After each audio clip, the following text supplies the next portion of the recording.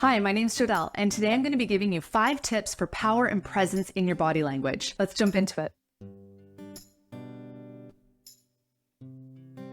Hi, so I am a business owner, and what I've found over the years is that our body language is really crucial to giving us the confidence when we're in meetings and when we're talking to people that we feel are really powerful. So I'm going to be giving these 5 body language tips that will just help elevate your confidence. You don't want to be the smartest person in the room.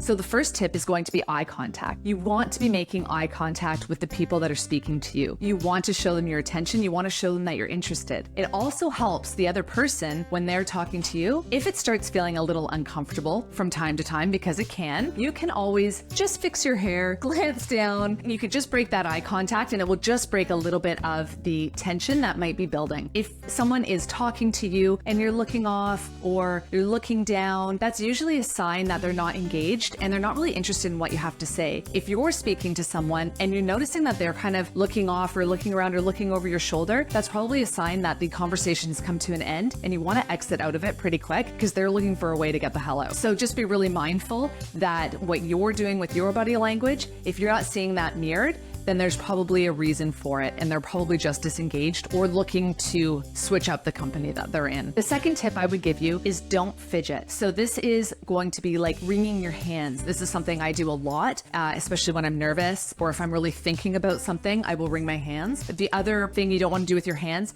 is kind of go into a prayer pose. So if you're walking up to somebody, you don't want to be like, hi, how's it going? Because that kind of looks like you're begging, you're asking for their attention. Instead, you want to just go up, be really still. Hi, how's it going? Stick your hand out, let them shake it. And I would practice handshaking. Handshaking is an art and it does tell you a lot about the other person. So be really mindful that you have a great handshake. You don't want to fidget. You don't want to be like twirling your hair. I mean, I flip my hair a lot. So, if somebody's talking, that might be the point where I might fix it. And then when it's my turn to talk, I'll try to keep myself more still, use my hands in a purposeful way. The third tip I would have is to square your shoulders. So as the person is talking, you're square your shoulders to them, you're looking engaged, you're making eye contact, you're showing them that you're really interested in what they're saying. You're not fidgeting, playing with your clothes, trying to fix whatever. You are just fully present in the conversation. If I was to turn my shoulders, slouch a little, look off to the side, kind of be playing with my hair a bit as they're talking. Now they're not really talking to me, right? Now they're talking to maybe some other people and I'm just kind of there in the conversation. Whereas if I'm like this and I'm looking at them and I'm engaged and I'm fully focused on them, they're going to feel more drawn in to have this conversation and direct a lot of the conversation to me, which is what you want because they're gonna remember you, they're gonna recognize you. So when you go to your next meeting, you're going to be able to approach this person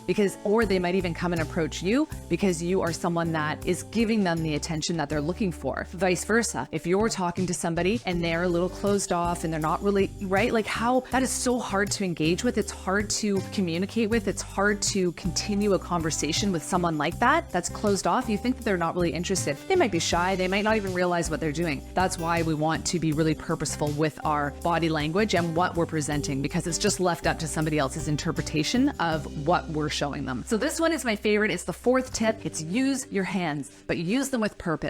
I love using my hands when I talk and I use them all the time. It really puts an emphasis on what I'm saying. It also makes me really engaging to watch. It makes the other person excited because it looks like I'm talking about something amazing all the time, right? I am an excitable person naturally, and part of that excitability does come from how dynamic I am when I speak. So don't be afraid to use your hand gestures. The other really great thing I love about taking up the space around me by that is that it doesn't let anyone get too close. When I'm at a meeting, I'm trying to be as professional as possible. I am trying to take up as much space. So by having these hand gestures, it gives me a nice space and it keeps my bubble quite big. So in the room itself, I'm actually taking up more space. I'm not a shrinking violet. I want to be firm in my shoulders, my hands, I'm using them, and I want to be making this eye contact. So now I'm really taking up space. I am a presence in this room. I'm someone that people are going to want to seek out, that they want to be part of this conversation because it looks dynamic, it looks fun. We're going to draw people in, right? And that is just going to exude confidence. The last piece I would have, and probably noticed it in this video, maybe not, you can't see my feet,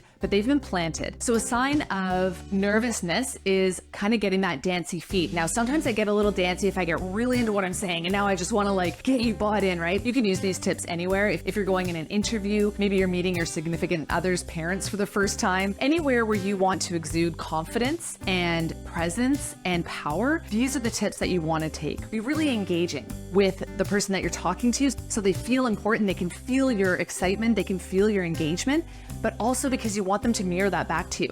The more dynamic you are in a conversation with people around you, the more dynamic they will be. They will feed off that energy. And if they don't, they'll probably just leave the conversation, and that's okay.